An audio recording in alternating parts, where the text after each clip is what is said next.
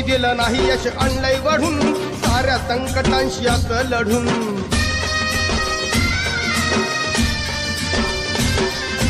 कुणी दिलं नाही यश आणलंय वढून साऱ्या संकटांशी असं लढून जिद्द होती म्हणून डावलंय करून बसणार नाही लाचार बनून